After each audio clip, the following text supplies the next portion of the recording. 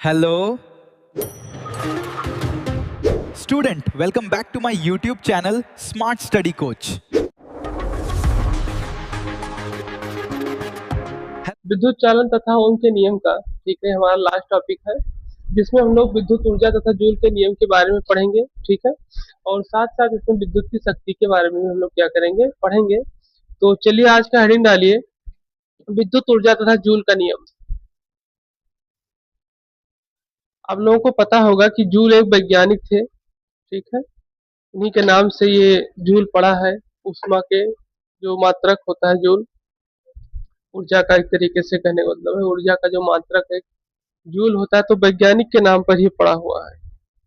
ठीक, तो हम लोग समझेंगे कि विद्युत ऊर्जा होता क्या है, ठीक है, या फिर जूल क्या होता है। ठीक, इसका हम लोग क्या करेंगे, समझेंगे। तो चलिए देखते हैं ये कैसे कार्य करता है, क्या क्या चीजें इसमें बताई जाती है। ठीक है, चलिए लिखिए कि किसी चालक में धारा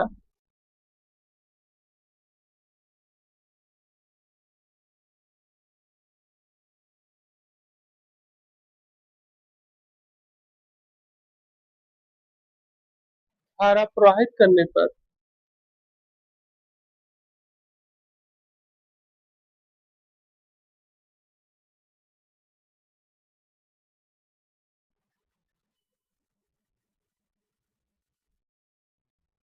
ठीक, ये बताया जाता है इसके बारे में।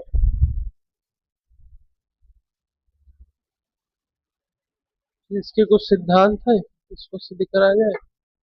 देखिए, इसमें बताया जाता है कि विद्युत ऊर्जा तथा जूल ऊष्मा के नियम के बारे में बताया गया है कि किसी चालक में धारा प्रवाहित करने पर, ठीक है, उसमें ऊष्मा उत्पन्न होने लगती है।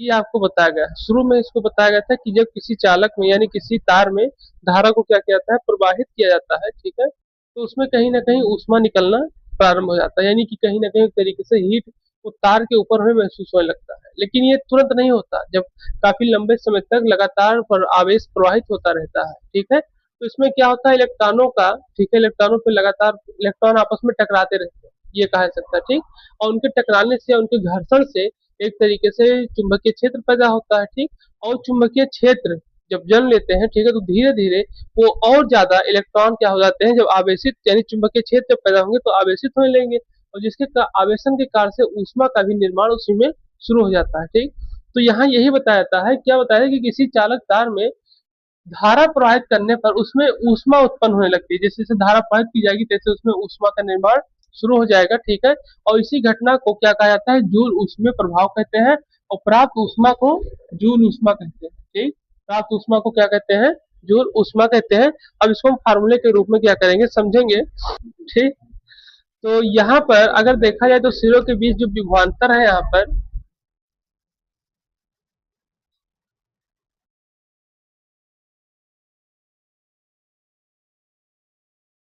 ठीक, वो कितना दिया गया है, बी लिया गया है। यानी ये बताया जा रहा है कि जो वहां पर तार का प्रयोग किया गया है उसके बीच का जो विभवांतर है वो कितना है, बी है। ठीक है, और उनके बीच में जो समय लगा वो आपका डी टी है। यानी कि यहाँ पर आपको सूक्ष्म समय दिया गया है, क्षणिक समय, यानी कि बहुत कम समय यहाँ पर क्या किया गया है, कम समय में प्रयोग किया गया है। और इसका जो आवेश आपका आपको दिया गया है, जब कम समय है तो आवेश भी कम होगा, यानी कि dq के रूप में होगा। ठीक है, तो आवेश आपका क्या है, इसमें बहुत कम से कम का प्रयोग किया गया है, और डेल टी का समय का प्रयोग किया गया है यहाँ पर।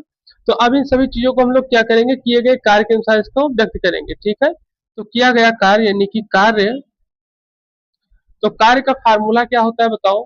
कार्य यानी कि डी डब्ल्यू का प्रयोग किया जाएगा। ठीक है, तो वर्क का यानी जो आपको डी डब्ल्यू दिया इसलिए गया है, मतलब कार्य जो हमारा लिया गया डी डब्ल्यू इसलिए लिया गया क्योंकि समय आपका dt लिया गया। ठीक है, सूक्ष्म समय लिया गया है, और आवेश आपका dq लिया गया है, यानी कि सूक्ष्म आवेश लिया गया है, तो कार्य भी इसमें क्या होगा, सूक्ष्म ही होगा। ठीक है, तो ये आपका क्या हो जाएगा, बी डी क्यू। ठीक, यानी कि सूक्ष्म कार्य है तो आपका जो आवेश होगा, जो विभवांतर होगा, ठीक है, वो इसके हिसाब से क्या होगा, सूक्ष्म ही लगेगा। ठीक, तो यहाँ आपका कार्य बराबर डब्ल्यू डी और इक्वल टू बी, और क्या हो जाएगा, डी क्यू के रूप में हो जाएगा। ठीक, और इसमें हम धारा देखेंगे कि जो प्रवाहित हो रही धारा, ठीक है, तो इसमें हो जाएगा प्रवाहित धारा, प्रभावित धारा आई हो तो, ठीक। अब इसमें जो धारा की प्रवाहित हो रही हो अगर आई हो, ठीक है, क्या हो, आई हो, तो आपको पता है फार्मूला एक बताया गया है, ठीक है, जो तीन फार्मूले आपको बताया गया, एक तो बताया गया Q equal to I t के रूप में, ठीक है, पढ़े होंगे इसको, और साथ साथ एक फार्मूला आपको बताया गया है Q equal to n e के रूप में, ठीक है, बताया गया। तो यहाँ पर Q equal to I t का अगर हम प्रयोग करते हैं, Q equal to I t का, तो धारा के अपेक्ष में निकालना है, तो I इक्वल टू क्या हो जाएगा, आपका क्या लिया गया है, डी टी, तो ये आपका हो जाएगा क्यू वाई आई टी, यानी कि D Q upon D t हो जाएगा, ठीक। धारा आपका इसके सापेक्ष अगर निकालेंगे तो हमारी जो धारा होगी सूक्ष्म आवेश के लिए, सूक्ष्म समय के लिए धारा भी इसी तरीके से हो जाएगी, ठीक। अब फिर आगे क्या बताया जा रहा है इसके बारे में समझेंगे, इसी को फार्मूले को आगे बढ़ाया जाएगा, ठीक। तो यहाँ पर हमारा d q equal to I d t हो जाएगा, ठीक। डी क्यू इक्वल टू क्या हो जाएगा, आई डी टी हो जाएगा, ठीक है। और फिर हम लोग यहाँ भी जो फार्मूला लिखे हैं डी डब्ल्यू equal to b d q, ठीक। अब यहाँ पर डी क्यू को अगर देखा जाए एक तरीके से, तो डी क्यू की वैल्यू हमारी कितनी है, ठीक, आई डी टी है हमारी यहाँ पर, ठीक है। तो यहाँ पर हम लोग d q equal to d डब्ल्यू इक्वल टू, अब यहाँ पर हमारी बी की डी क्यू की जगह पर हम लोग आई डी टी के यहाँ पर क्या करेंगे इस तरीके से, ठीक, बी आई डी टी के रूप में। अब यहाँ पर कुछ चीजें हम और परिवर्तन करते हुए मतलब परिवर्तन होते देखेंगे, ठीक, देखिए किस तरीके से।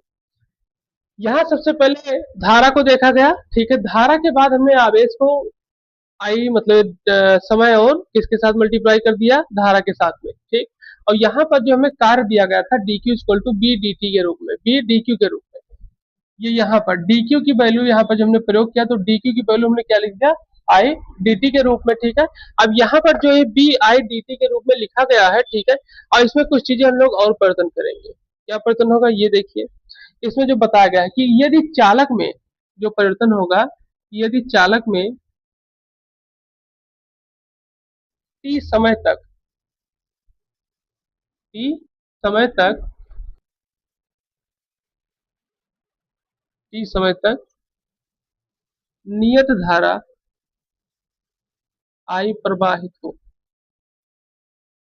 अब यहाँ जो आपको बताया गया, क्या बताया जा रहा है कि यदि चालक में टी समय तक, मतलब जो धारा इसमें प्रवाहित की गई है वो टी समय तक प्रवाहित की है, लेकिन धारा में कोई परिवर्तन ना हो, जो कि नियत यहाँ दिया गया है शब्द, ठीक है।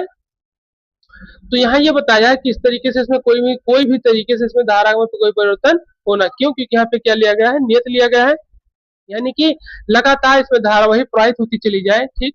तब यहाँ पर आपका W इक्वल टू सिग्मा, ठीक। अब यहाँ W इक्वल टू सिग्मा का प्रयोग किया जाएगा किसके लिए, बी आई डी टी के लिए, ठीक। और फिर उसके बाद आपका W इक्वल टू जब सिग्मा और बी आई डी टी यहाँ से पूरा हटेगा, तो आपका बी आई टी के रूप में बाहर निकल कर आएगा, स्मॉल लिख लो चाहे, ठीक। तब ये W equal to b I t के रूप में आएगा, ठीक है, ये इसमें बताया जाता है। अब आप इसको नोट कर लीजिए, फिर हम इसको अच्छी तरीके से आपको समझाएं कि हाँ कैसे कार्य कर रहा है क्या।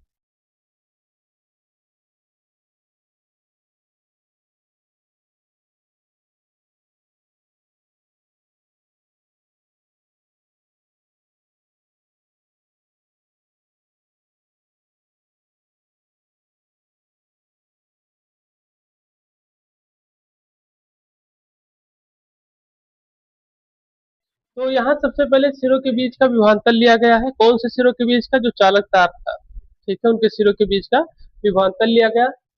अब जो समय दिया गया है डेल्टी दिया गया, कि चालक तार कोई बहुत बड़ा नहीं, वो छोटा चालक तार है, ठीक है। तो उसमें टी समय में मतलब डी टी समय में डी क्यू आवेश क्या हो रहा है, प्रवाहित हो रहा है, कम समय में कम आवेश, ठीक, लेकिन आवेश प्रवाहित किया जा रहा है, ठीक है। तो यहाँ यह भी बताया गया है कि जब धारा, ठीक है, जब एक तरीके से किसी तार में आवेश को प्रवाहित किया जाएगा, तो कौन दौड़ रहा है, आवेश दौड़ रहा है, ठीक है। तो कुछ ना कुछ क्या कर रहा है, कार्य कर रहा है, कितने समय में कार्य कर रहा है, ये उसको टी से व्यक्त करते हैं। जैसे हम आपसे कहें कि आप 1 घंटे में 2 किलोमीटर 4 किलोमीटर दौड़ आइए, ठीक है, तो आप 1 घंटे में 4 किलोमीटर दौड़ आए, तो इस तरीके से हम लोग देखेंगे इसको। तो उसी तरीके से बताया गया, कार्य हो गया आपका डी डब्ल्यू, ठीक है, क्या हो गया, कार्य आपका डी डब्ल्यू हो गया, और ये अब विभव और आवेश के रूप में देखा जाएगा, ठीक है, विभव और आवेश के, यानी कि डी इंटू डी क्यू के रूप में हो जाएगा। यहाँ पर आपका विभवांतर और आवेश हो जाएगा, ठीक है। और ये जो आपको फार्मूला दिया गया है, ये फार्मूला होता है, ध्यान रखिएगा, W इक्वल टू क्या होता है, BQ।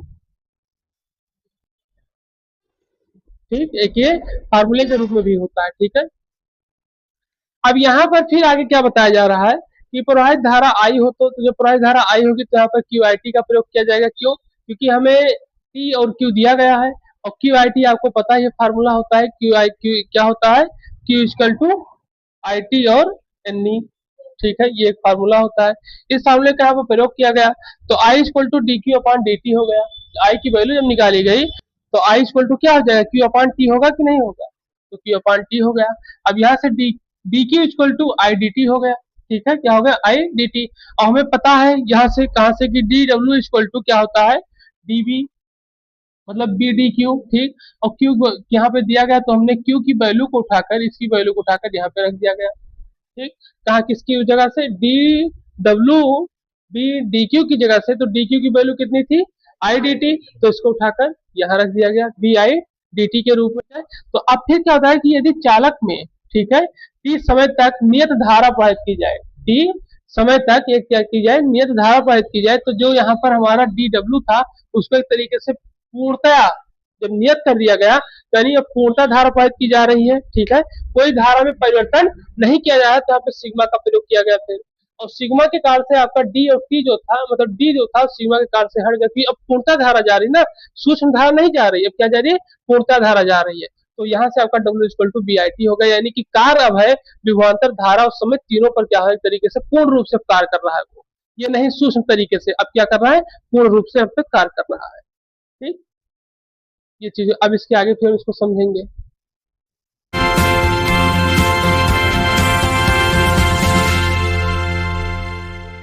चैनल को लाइक करें, शेयर करें, सब्सक्राइब करें, कमेंट करें और फॉलो करें।